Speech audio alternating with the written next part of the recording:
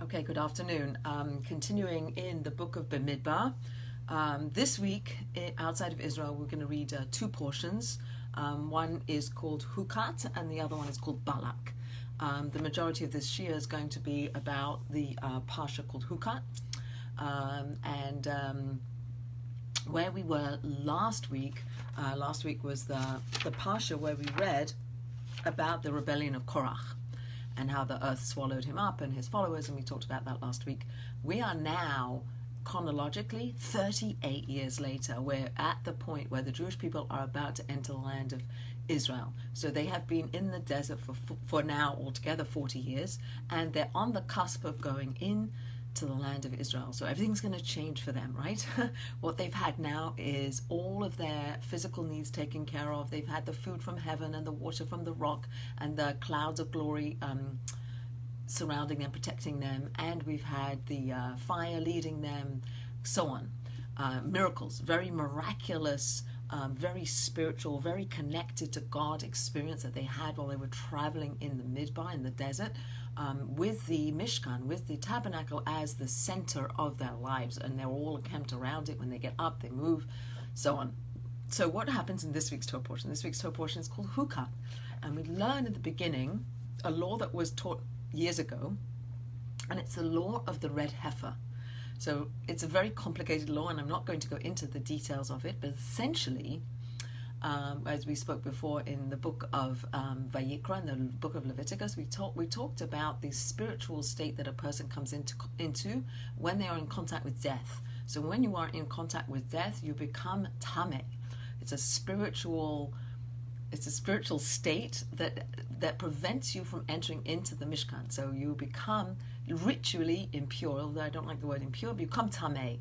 And in order to become tahor, in order to become pure, so you can enter into the Mishkan, there is the law of the red heifer. The red heifer was a 1-year-old calf, C-A-L-F, calf, that was purely red in color. There was no hair on its body that was not red, and there was a certain ritual that went through where this red heifer was shechted, was killed, and then it was burnt, and its ashes were mixed with water, and so on and so on. There was a whole thing that we read about in this week's Torah portion, and what that would do would be to transform a person who is tameh into a person who would be then tahor, would be then quote unquote ritually pure and able. So that's what we have with the law of the red heifer. Now, this is a completely obscure law. It's not one that we can we will never ever fathom in this world. And it's given as an example of a law that is considered a chok. So the beginning of this week's Torah portion, I'll read it to you. God says to Moshe and Aaron, this is the basic statute. A chok, a law that we don't have any understanding for. We don't understand why we're doing it, and we do it because God says so. And this is the mechanism. If you want to transform a person from a person who's tahor to a person who's tameh to a person who's tahor, you do this. Same what we learned before about the Mishkan. If you want to build a tabernacle that's going to be a place where God will reside, where his presence will fill, you have to follow the specifications of what God tells you how to build it. If you build it your way, the way you want to build it, with the curtains over here and this over there and the menorah over there, like do it the way you think, it's not going to work. Like if you build a spaceship that does however your whim is, it's not going to take off, right? There are certain laws, there are certain ways in which God says this is how you build the Mishkan, the tabernacle, and my presence will dwell there. If you want to be purified from being in contact with death, this is how you do it. You take the red heifer and you shech the red heifer and you burn it up and you take the ashes, etc., etc. So we don't really understand that. We don't understand it at all. In fact, King Solomon, the wisest of all men, was unable to understand the law of the red heifer. It was actually something apparently that Moses, our teacher, that he understood, but he didn't tell us the reason. And I think it's interesting. I read something about, like we enjoy eating. Most of us enjoy eating. And we need to eat. We need to eat to sustain ourselves, to keep ourselves alive. And the food that we eat, we normally enjoy. We choose food that is good for us. And we also choose food that we like the taste of. So built in to our need to eat is a nice taste. We have a nice taste to what we eat, and so we eat. So sometimes you could say, well, I'm eating because I like the taste, or I'm eating because I have to eat, and by the way, I also like the taste, but I'm eating because I have to. And similarly, you could say that if I have a reason for a mitzvah, if I understand, well, I'm doing this because it's a good thing to do, or I'm doing this because and you come up with a reason, like I'm visiting the sick because I if I'm sick, I want someone to visit me, let's say. I mean, that could be a reason, maybe. So then you've built into your system why you think that you're doing something which can replace God tells you to do it. Right? So if I'm doing, keeping kosher because I believe it's cleaner or healthier not to eat shellfish, and then we find very clean shellfish, you say, well, the reason's not there anymore, so I can eat the shellfish. But the Torah isn't like that. The Torah is, these are the laws, and you abide by them and you don't abide by them, and along the way there are reasons why we do them, and they make sense to us and they help us along the way, but it's not the core. The core is because God says so. The example I heard recently in a class was a little child. When you take a child who's trained in eating kosher food, and you go to the supermarket, and as you're checking out, right, there's all these candies lined up, and the child says, can I have a candy? And you go, no, I don't have any money. And the child keeps crying, and you say, well, it's really not good for you. And the child keeps crying. Like, they don't take that as an answer why they can't have the candy. And you say, well, it's really before dinner, and it's not a good time to be eating candy. Again, they're going to keep crying. But for a child that you've trained in keeping kosher, if you say to the child, I would love to give it to you, but it's not kosher, the child stops crying. And this is the truth. This is the way it is. That if you tell a child who's trained that they can't eat kosher food, at the point where you say it's not kosher, they go, okay, fine. They'll go cry about something else. But it's sort of a showstopper. It stops the conversation. And not that we shouldn't have reasons for the mitzvahs that we do, and that we find meaning in them, and that they taste good to us, that we enjoy doing them because we find great pleasure in doing certain things, for sure. But the red heifer and many of the other chukim, the ones that have no reason, we're doing them purely because God says so. Purely because God said so. And red heifer, the law of the red heifer is used as the paradigm for a mitzvah that we do that has no reason. As is wearing a garment that's a mixture of wool and linen. That's also a garment we're not allowed to wear.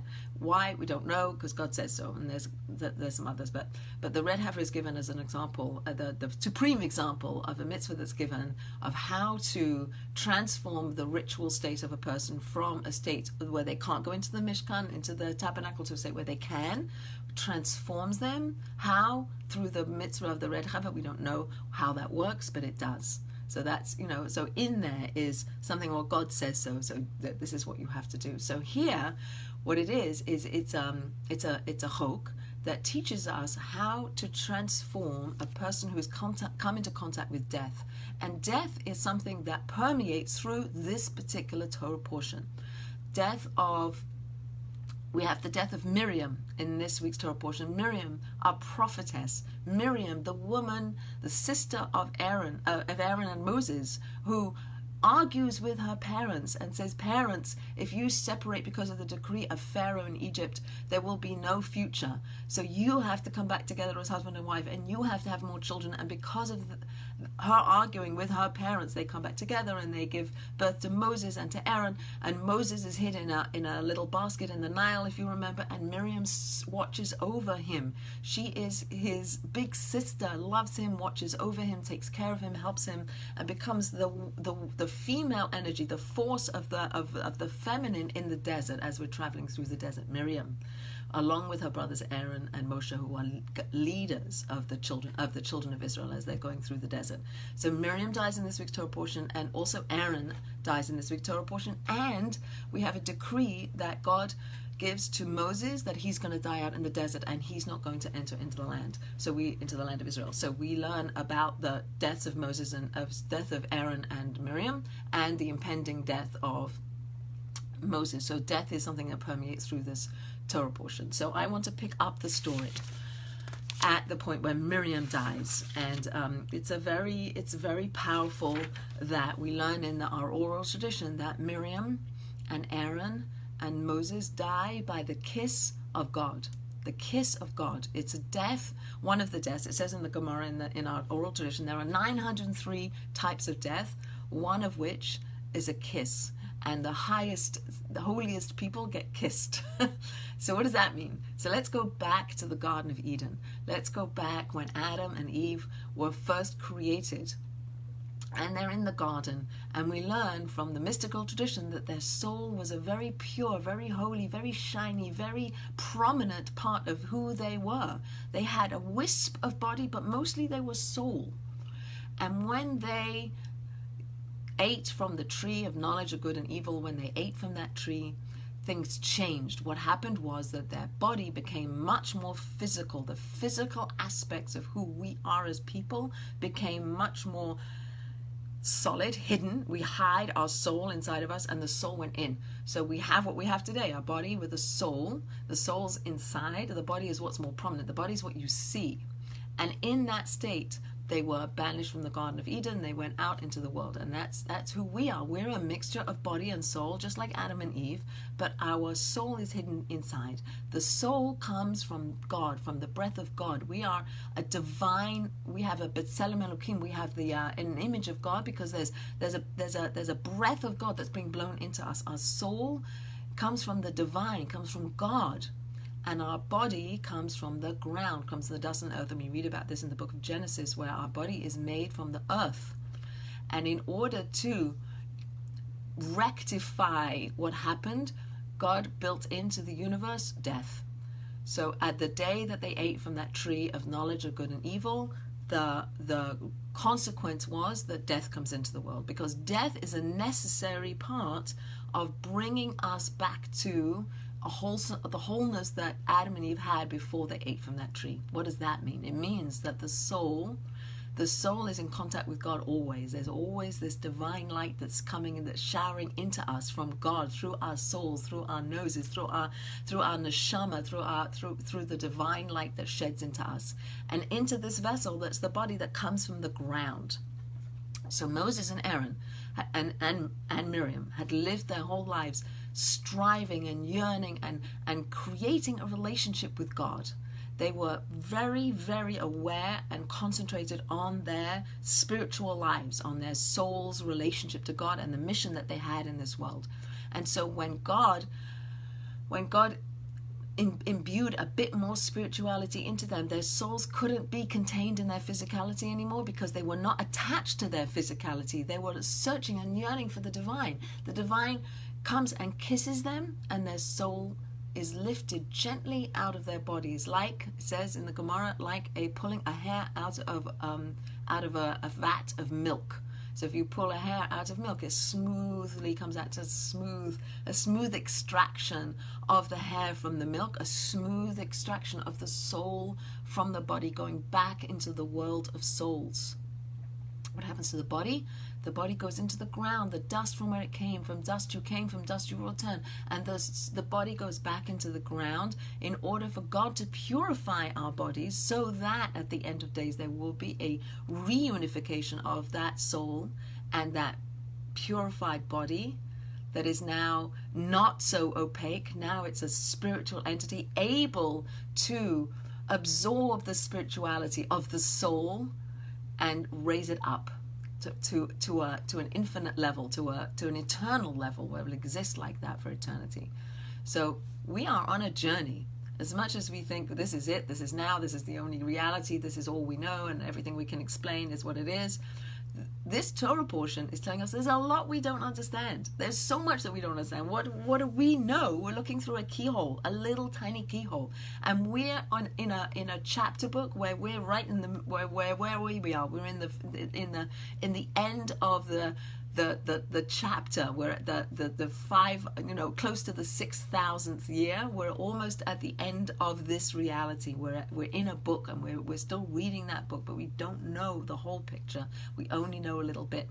But we do look into the Torah and we find the wisdom that's there, and we say, how do we apply this to our lives? How do we understand that we're going to learn about a chok, we're going to learn about a law, we have no idea how it works and what it does, and we can't apply it today, but we need to learn about it, because we need to learn that at the end of the day, everything's a chok. Everything's outside of our realm of understanding. We're given reasons and understandings, like do this and you'll feel good, or, honor your parents or your lives will be long, etc., etc. They're giving us tasty flavors, so that we continue to eat, so that we continue to do the right things, to continue to put the needle in the acupuncture point so that the chi will flow. In order to bring the flow in, we have to do certain things. We matter, our lives matter, what we do matter.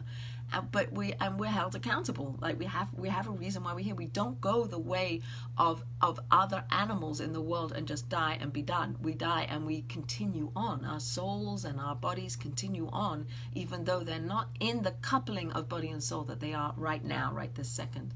But the soul continues on. The body has to go through its purification, and then there is a reunification of the two. So the soul comes from God, and the body comes from the ground, from the dust of the earth, and it's stimulated by physicality, and our soul is stimulated by spirituality, by transcendence, by seeking something, like the fly in the bottle, looking up, trying to find a way out, trying to find where the sun's coming from, trying to find where the light's coming from, trying to find why I'm in this bottle in the first place, how to get out of this bottle the best way possible. That's the dichotomy. That's the paradox. That's the difficulty of body and soul connection, which we spend our lives struggling to focus in on the spiritual. Focus in on the spiritual. Bring your physicality along. Don't leave the physical behind. Use your body to visit the sick. Use your body to pick up the phone and call somebody in need. Use your body to attend to the dead. We're using our bodies as vessels, as vehicles to live our lives according to the Torah values. That's the point of the body, so that the soul can reach higher realms and bring spirituality and light and love and goodness into the world. We're an amazing coupling of divinity and spirituality with physicality, and we have the capacity to infuse our material beings with spirituality. We can't do it all the way. In fact, it says in our tradition that there were a few people, including Elijah the prophet, who were able to completely spiritualize their body, such that it says that they didn't die. Their whole body and soul went up together into the higher realms. But for all of us, including Miriam and Aaron and Moses, they die the way of all men, with the soul leaving its body. So they died by a kiss of God. God comes and increases a little spirituality, a little bit of spirituality into their being, and their soul is so craving to be part of that divinity that it leaves, and it's not wedded to its body. It's not stuck. It's like pulling that hair out of the milk. It just comes out. It's just ready to go. It's been waiting to be reunited with divine its whole life. It's not been, they call it like a shotgun wedding. A shotgun wedding. You put these two things together. You put the body and the soul together. How do they become like a couple that's intertwined, and it's hard to take one out from the other? Or we use the body, but really we're focused on the spiritual, like Moses, Aaron, and Miriam. And so when God increases the spirituality of sheds a little bit more light and love and divine energy into them, their soul's ready to leave. It's ready. It's going. People who die in their sleep, people who've achieved a high spiritual level, and we're not to judge who is and who isn't. It says that their soul leaves like that. People who are very enmeshed in their physicality, and the whole world's about physicality, and they're not thinking spiritual things, they're not doing spiritual things. And again, not judging, but this is sort of like the tradition, this is the teaching. Then their death is like taking a cotton out of a thorn bush. Like it's enmeshed, it's hard to pull it out, it's not ready, it doesn't want to leave. And there is an aspect that we don't want to leave, where we're hopefully we enjoy this world, and we're enjoying being here, and we want more opportunities to increase light and love and goodness into the world. We want to do that. So when we read about death, when we read about the para aduma, the red heifer, and we read about this as something we don't understand, but yet there is a process where we can take a person from a state of tameh, where they've been in contact with the dead, and we can elevate them to a state of tahor. This is how you do it. Just do it because God says this is how you do it. Fine. I might not understand it, but I'm going to do it because I understand God knows more than I do, right? So we're going to minimize our sense that I know and God knows, and then we'll do it. So here we have Miriam who dies. So let's read a little bit inside about Miriam dying, and then what happens in the aftermath of her death. Okay, so Miriam dies in Kadesh. and she was buried there. And there was no water for the community, and they assembled against Moses and Aaron. The people contended with Moshe, and they said, "Would we have perished when our brothers perished before God? Why did you bring the community of God into the wilderness, that we and our animals would die there? For what purpose have you brought us up from Egypt in order to bring us to this evil place? This is not a place of seed or of figs or of wine or of pomegranates.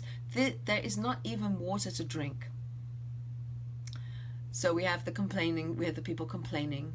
But what's the juxtaposition? The juxtaposition is Miriam dies and now there's no water. So in every source we learn that Miriam was able, through her spiritual level, to bring water into this world, to bring out water for the people, to feed the people with water, to give them water, to quench their thirst, metaphorical and physical. Physical thirst, they're thirsty, they need to drink, they're in the desert, but also like their spiritual thirst, their thirst, they're learning, they're growing, they're surging, they're passionate, right? Then Miriam was giving them this water, and it was coming down in her merit because of the high level of spirituality that she has achieved. She's achieved a capacity through her spiritual energy in the world to open up that portal, whatever this means, and bring water out of a rock. Okay, so we don't really understand it, but we do understand that in her merit, water was abundant for the people in the desert until she died. And when she died, there was no more water. So what's fascinating is there's a medrash that teaches about Miriam singing to the rock, that she would sing to the rock, and in her song would come forth the water.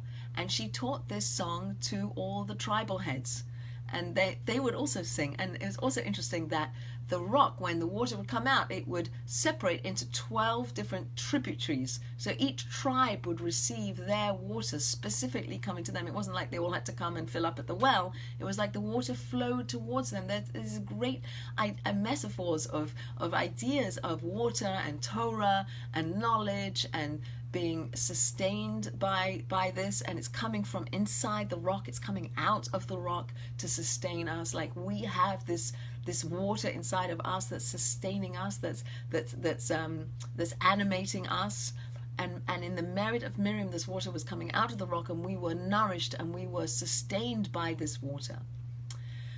So when she dies, the water dries up. And what's interesting is there was nothing left over. It wasn't like they had a bit from yesterday. It was like there was nothing left over. So I heard something very interesting. Some of you may know that if you're ever with somebody when they pass away, when they die, that if there's any water around in the room, you should spill out the water. So we don't really understand why. There's a couple of reasons given, one of which is that the Malach Amaves, the angel of death, right? So the messenger who comes to take the lives of people, that so to speak, he washes his sword in the water. So we spill out the water because God forbid we should drink from that water. So that's kind of a mystical idea. I don't really understand it, but it's one of them. And the other idea, the other reason why we spill out the water is because when Miriam died, there was no water left. So we kind of back up and say, well, the people in the desert must have spilled out their water in the presence of the death of Miriam, that they spilled out their water. So it was being done in the days of the desert, we were spilling out this water. So I just want to mention something about the Malach HaMaves, about this angel of death, where I spoke before about God increasing spirituality into the people that he kisses and they die, like the kiss of death, right? We have that phrase in our modern culture, in our modern culture, the kiss of death.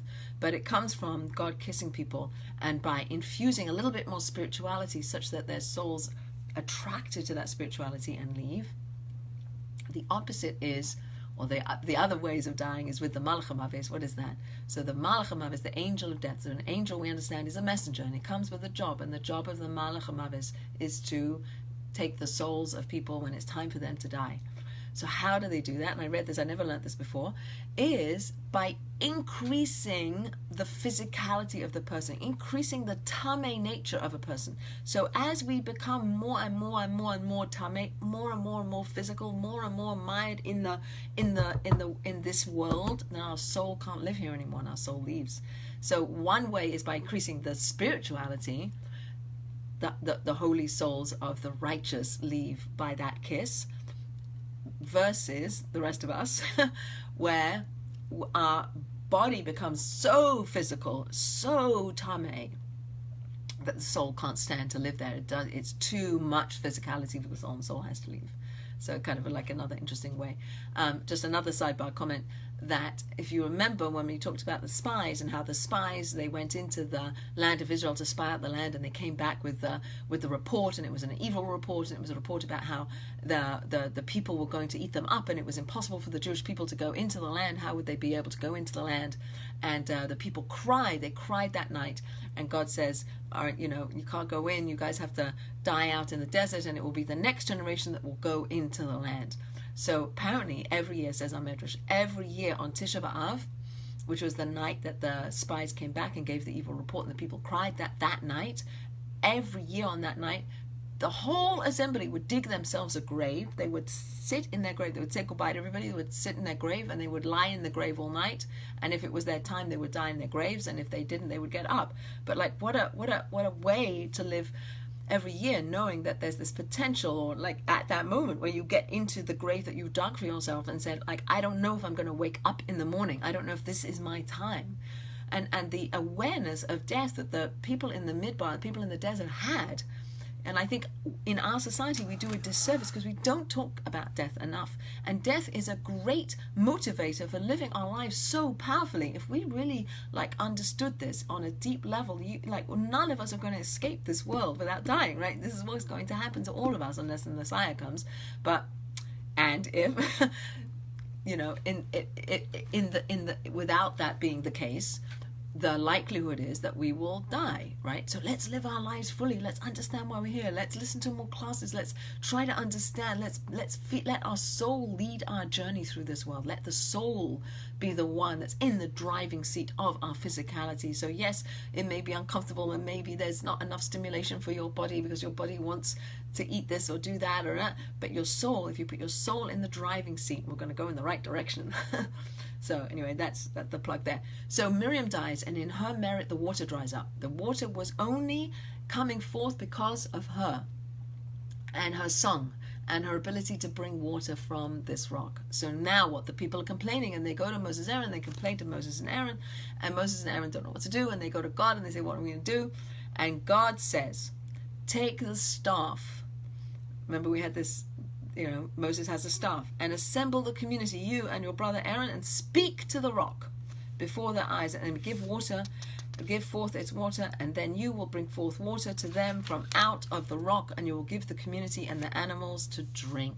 So God says, take the staff, go to the rock, and speak to the rock, and the people will see the water coming out of the rock from you speaking to the rock. And Moses took the staff that he had laid before God as he had commanded him, and Moshe and Aaron assembled the community before the rock, and he said to them, hear now, you rebels, and he's faulted for saying you rebels, shall we bring forth water from out of this rock?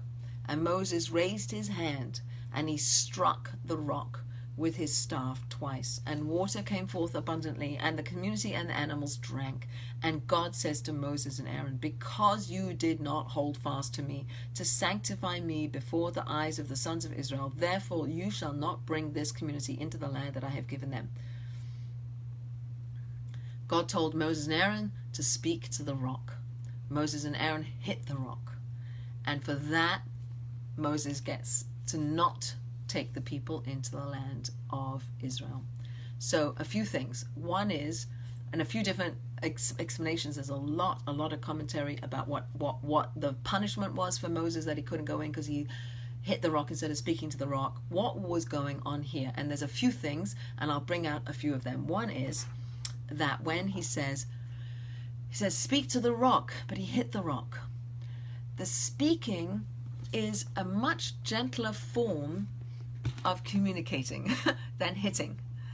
And Moses has carried these people from a really long time, from the time when they were in Egypt, where he defends them and he advocates for them, and he's the messenger of God, and he goes to Pharaoh and he brings the people, and he's bringing the plagues, and he's splitting the sea, and we come out and we're in the desert, and we're wandering in the desert for 40 years.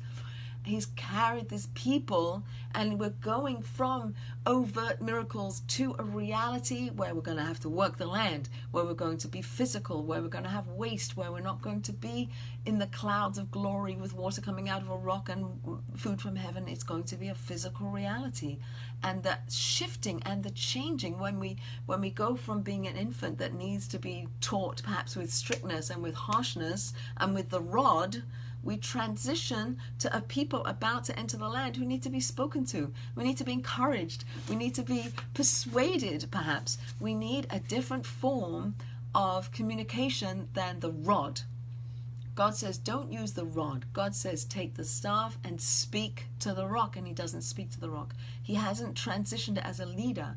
He's a leader that can't lead this generation into the promised land. This generation needs people who will speak to them. They need a leader who will not call them rebels. Maybe they were rebels back then, right? This is a different generation. This is a generation after the generation of Egypt that died out. This is a generation that's perhaps learned the lessons from their parents about what happened and taken on the traditions that their parents have given them. But they like, what eyes are their leaders seeing them with? Are the leaders seeing the people as rebels? If I see my children as rebels, I'm going to treat them a certain way. If I see them as people and I understand why they're acting this way, and I'm more forgiving of them, and I love them, and I want to carry them, and I'm not going to call them rebels. I'm going to give them the benefit of the doubt, and I'm going to try to cajole them and speak to them and help them and bring out the water that's from within them by speaking, not by hitting them. Okay, maybe you hit if the child runs into the road and it's really dangerous, and you're going to hit a little child. You're not going to hit an adult child. Right? So now we have a generation that's poised, ready to go into the land of Israel. And Moses is hitting them, so to speak. Like, his modus operandi is to hit the rock. He's still hitting the rock. 40 years ago, he hit the rock to bring the water out, and he's hitting the rock again. And he hasn't transitioned, says some of our commentators, into a leader who's going to speak and cajole and persuade with words. And again, the power of words, how powerful are our words, what we create with our words, the relationships we create with our words. And really, like, I feel like I'm speaking to myself as I say this, like how important it is in our relationships with people and people that we mentor, etc., that to use our words really carefully and to see the people in our midst with loving eyes, really with loving eyes. So this is a lesson number one. Number one is Moses perhaps didn't get to go into the land, say some of our commentators, because he hadn't transitioned as a leader. He couldn't lead this generation. This next generation that's going to go in, need a leader who's going to talk to them, not hit them. Need a generation that's not going to see them as rebels, not going to take a narrative of what they used to be like and hold on to it. Like, let them change, let them be different people, let them be a new generation that's going to learn a new lesson and help them with a new lesson. Don't label them with the sticker of what their parents were, right? So maybe they are asking, maybe it's an innocuous asking, maybe they're not so complaining, maybe they just don't understand, and their bodies are craving water and they need water. But what are they craving? Are we craving water, sustenance, physical water for our bodies? Are we craving spiritual sustenance, the water of the Torah, the water that's going to come out of the rock through speech, not through ramming it down our throats? Good lesson for us to learn. Like if I want to, I it's interesting, I had a conversation with someone recently about, like, we want to be able to think for ourselves, don't we? Isn't that a value that we have, that it's important to think for ourselves and to own our own lives and to own our own decisions? And this person was saying, no, that isn't always a value that everybody has. Some people just want the people around them to do the walk and talk the talk, but it doesn't matter what you feel on the inside. So I really disagree with that. I think it's important that we have the whole package, that we walk and talk and think and process and live all all in complicity with each other, that we're all like a one package. You know, when it's not, the outside looks different than what's on the inside. It's the same. It's the inside outside. Okay, so the other reason given in many of the commentators as to why Moses doesn't get to go into the land is because he was angry. He got angry with the people and he hit the rock out of anger. And again, run away from anger. Anger is considered the most egregious character trait to have. Like, if you feel angry, says our commentators, it's an affront to God. It's saying God hasn't run the world properly because you're angry at it. Like, it's not going your way. You don't like what you see, then you're not really a believing person. You shouldn't get angry. Like, anger somehow is mixed in there with idolatry. But however you see anger, flee from anger, because when you're angry, you can't think straight. When you're angry, you can't say the right words. When you're angry, you're clouded. Your vision is clouded. So run away from anger. Don't be angry. And how is it that Moses was angry with the people? Like, and that for that he's faulted. So we don't really know all the reasons. And maybe it goes back to the whole idea of the chok, the red heifer. We have no idea, you know, and we have some explanations as to why Moses doesn't get to go into the land, but we really, at the end of the day, don't know. He doesn't get to go into the land, and it's given, a reason is given, because he hit the rock and he didn't speak to the rock. Okay, so we also learn in this week's Torah portion about the death of Aaron. So Aaron also dies in this week's Torah portion, and in his merit are the clouds of glory. The clouds of glory that surround the Jewish people are because of his high level of spiritual attainment. When he dies, that protection disappears. And what happens is that the people start to get bitten by snakes. And the snakes were there all along, but we were protected from the bites of the snakes by the clouds. And when the clouds disappeared, then the people, I don't think I can find it inside, the people are now susceptible to the bites of the snakes. Interesting. If you so yesterday I was pushing a stroller with a baby, and I was actually literally dragging it across some rocks. So I'm pulling, and the baby's looking the opposite direction, and I'm pulling the other way, right? So we get across the rocks, and then I come around and I look at the baby, and there was a sense that I had at that moment where the baby had no idea that I was dragging obviously this baby, but the idea is that if you're looking that way, you don't see what's happening behind you. The story of the boy who's riding on his father's shoulders, and he's looking up. He says, "Daddy, where are you? Where are you?" And he's looking all around up there. And the father says, "Look down, my son. You know, I'm carrying you." The metaphor for God carrying us. The clouds that protected us, we didn't understand what they were doing. We didn't understand how much protection we were getting from them until they disappeared. When the clouds disappeared, then the snakes could bite us. And the snakes were there all along. But we didn't know it because we were protected. But we don't know we're being protected till we're not protected. Right? So too, the people in the desert, so too us. We don't recognize what didn't happen because it didn't happen, right? The near misses that we didn't have, or the illnesses that we didn't get, or the car accidents we didn't get into, or the et cetera, you name it. The things that didn't happen, we can't be grateful for because it didn't happen, so we don't know. But the message is that there's a protection, there's a protective cloud that surrounds us, and were that to disappear, then we would really be in trouble. There would be a different level of existence for us.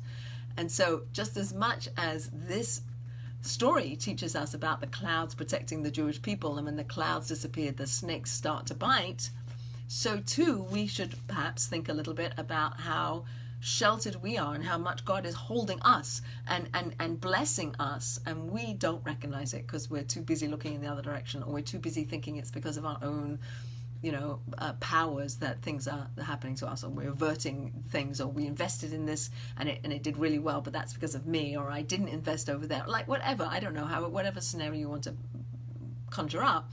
But the notion, just a notion to think about, which is how much God protects us and helps us without us even knowing it. And this is a story about that. So what the cure to the snakes. So the people complain about the snakes, and I would actually like to find it inside, because it's really nice to read it. Here. So, and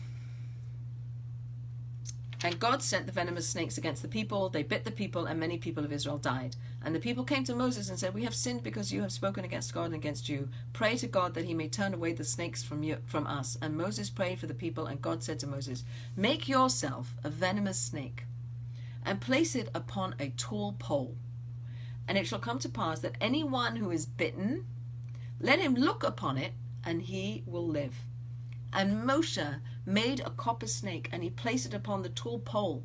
And it came to pass that if a snake had bitten a man, he would look upon the copper snake and live. Crazy. So you know that healing medical symbol of a pole with a snake wound around it? It's from this week's Torah portion. So the people are being bitten by a snake. The snake represents the Yetzer Hara. The snake, remember, go back to the Garden of Eden. The snake is the energy, the force that tried to persuade, and did persuade Adam and Eve to eat from the tree of knowledge of good and evil. It was the force to kind of like push you away, to push you to do something you shouldn't do. That force, that negative energy is represented by the snake. So what happens to the snake? The snake's consequence for having the role of getting Adam and Eve to eat from the tree of knowledge of good and evil is to slide on the ground, to not have, like, always have food around, never need to pray to God. God said, "I'm done with you, go away." Like, have no sense of God in its life. Like it's just slithering on the ground. And there's actually a couple of things about snakes. One is apparently they copulate when they're pregnant, meaning that there's a sense of pleasure that this is the only animal in the whole animal kingdom, I don't know if that's correct, but I don't know, it sounds good, that has intercourse for pleasure other than humans. I don't know if that's true, but I heard it. And also that it bites without being attacked, without being provoked. So a snake you could be sitting somewhere and a snake will come out and attack you even if it doesn't feel threatened. So there's that aspect of a snake. So the snakes, they come and they start biting the Jewish people, and the people complain, and they go to Moses and Aaron, and they say, "Pray for us," and they pray to God to take away. And God says, "Take the snake and put it up on a pole, and anytime somebody gets bitten, look at that snake, look at the snake." So I think I read somewhere, I don't remember where, what you're doing is you're facing your enemies. You're facing that part of you that's going to lead you astray, that part of you that needs to be worked on, that part of you that you hide away, that part of you that you don't want to look at, the part of you that's holding you back, the part of you that won't let you be your full self because you feel embarrassed or ashamed or jealous or angry or whatever it is. It's in there and it's part of you, and unless you take it out and look at it, it won't go away. What an amazing imagery it is for God to say, put that snake, the epitome of the energies that take you away from spirituality and holiness, take it and put it in front of your eyes and look at it. But don't look down at it. Look up at it. Look up at it, because it's something you have to face. It's something you have to look at and see and overcome, and then keep looking beyond it up into the heavens, because that's where your strength comes from. So in the act of looking up at the snake, you're looking at your enemies, and you're also recognizing that it's all from God.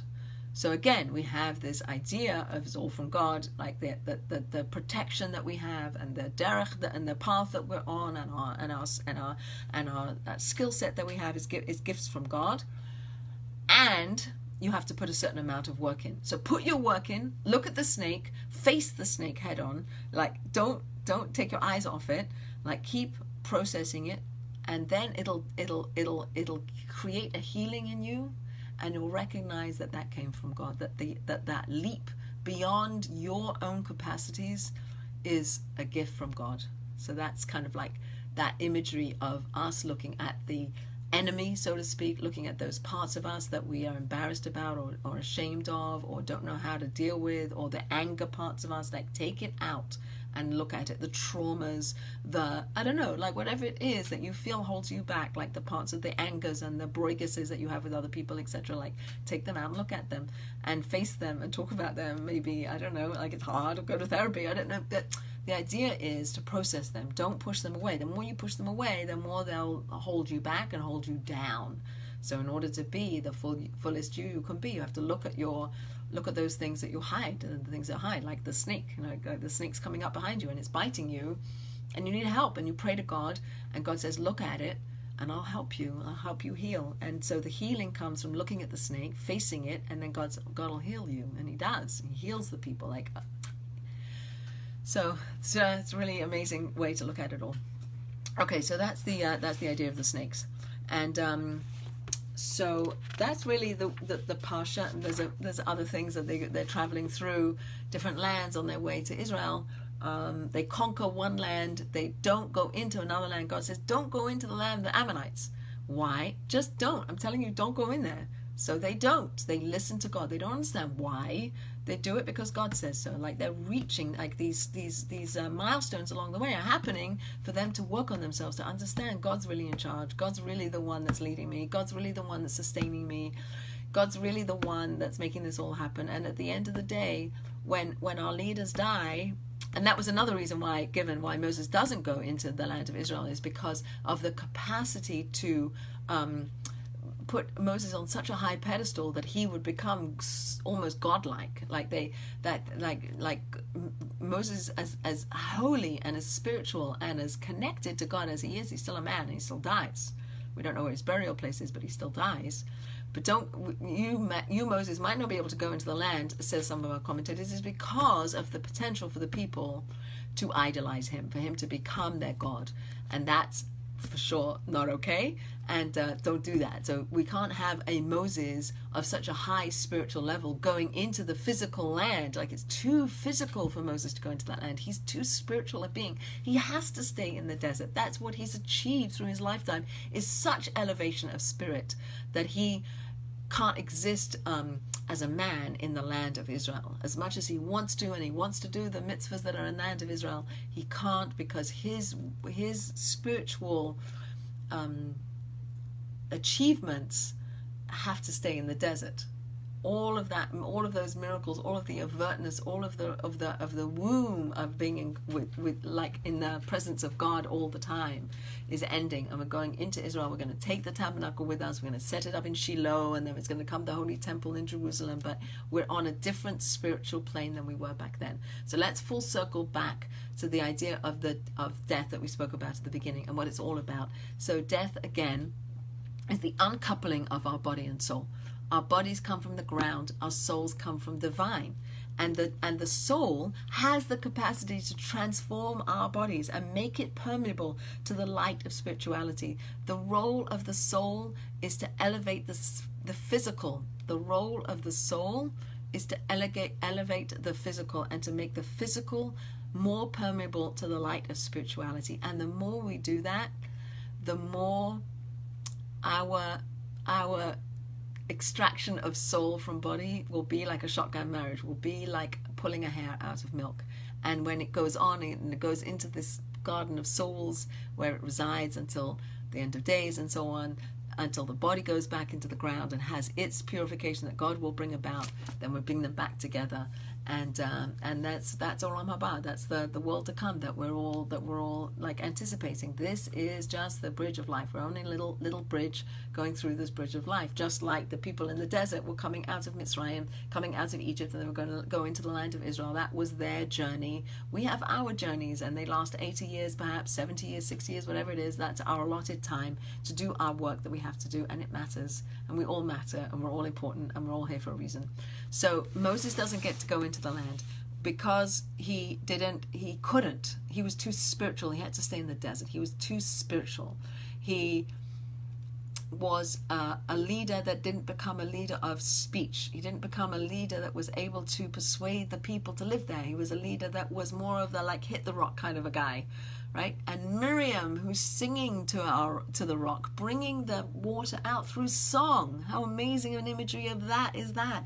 Releasing what's inside through singing. How spiritual and holy and loving were her songs that brought out water from the rock.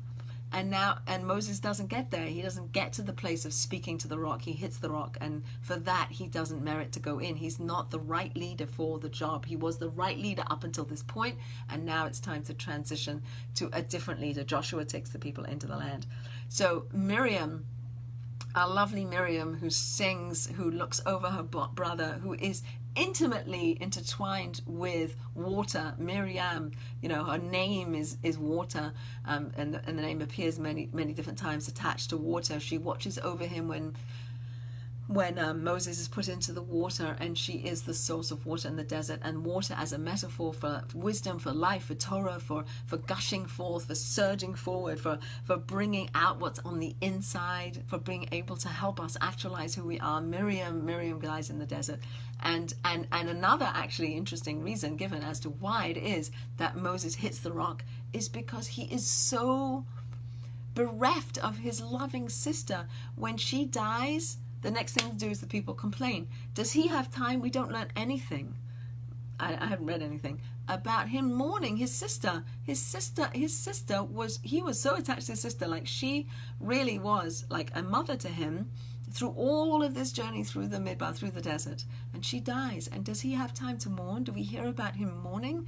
Like, it must be such a loss for him to have lost his beloved sister / caretaker /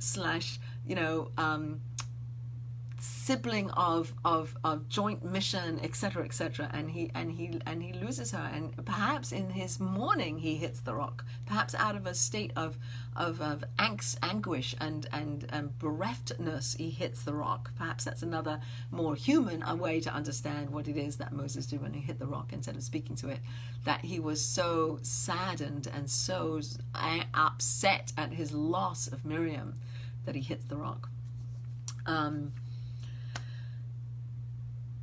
Next week's Torah portion is Pinchas, but this week's Torah portion has two. So we talked mostly about Chukas, and then the second parsha we read about in this week's Torah portion is Balak, and in there is and I will speak about it more next week, is the desire for this king Balak to curse the Jewish people. So he hires a prophet, Bilam, to curse the Jewish people, and the underlying lesson is that he is unable to curse the Jewish people. God won't let him, and as much as out of his mouth comes words of curse, they get transformed into words of blessing. So perhaps we can leave, and I'm not going to, I didn't really research so much about Balak for this week's Torah class, but we'll talk about it next time. But again, the idea that God's in charge, God's running this ship, and whether or not we like it or whether or not we understand it, that there is a captain of the ship, and the captain of the ship is God, and we're heading in a certain direction, and there are certain things that are totally out of our control, but then there's a certain amount of things that are in our control. What's in our control is how we think and how we act and how we talk, and how we understand the universe, and our desire to understand that, and our desire to yearn to know that, and to machinate over it, and to think about it, and to toil in it, and to like really try to understand the limited amounts of things that we can understand. It adds more passion to our lives, and so I guess the bracha that I leave us all with is that we can take the message of knowing that there's death in the world, that death came into the world to enact a purification, just like the death of the holy people, Miriam and Moses and Aaron, when they died. Their legacy, their lessons, what they achieved in this world continues to flow through the generations. So too, what we do sends ripples out into the world, will continue beyond us, beyond our finite existence here. That there's a capacity to understand that there's so much more going on in this world than we know, to understand that death is part of the process, that death is an uncoupling of body and soul. There's different ways to die. Moses and Aaron and Miriam merit to die by the kiss of God, where the soul is extracted by increasing spirituality into them, by shedding more light and love and spirituality into them, such that their souls can't stay in their bodies anymore and have to leave, versus the Malach HaMavis, the angel of death that comes and increases the Tameh, the negative, so materialism aspect of ourselves, such that we sink deeper into materialism, so our souls have to leave because it's too gross an environment for the soul to exist. So that's kind of the other end of it. And the idea of water and what water is, and the water's coming out, and water's nourishing us, and water's feeding us and giving us inspiration and giving us sustenance and literally watering us, so that we will not only survive but thrive. So my bracha to us is that we thrive, that we live our lives fully, that we have a passion for learning, that we have a passion for increasing our spiritual sides of who we are, that we recognize this coupling of body and soul is who we are, and that we use our bodies well, and we use our spirits well, and that we face our enemies head on, take the snake, put it up, but at the end of the day, whether we lose or not, whether we win or not, it's because of God, that God's the ultimate captain of our ship. So wishing you all a really good week.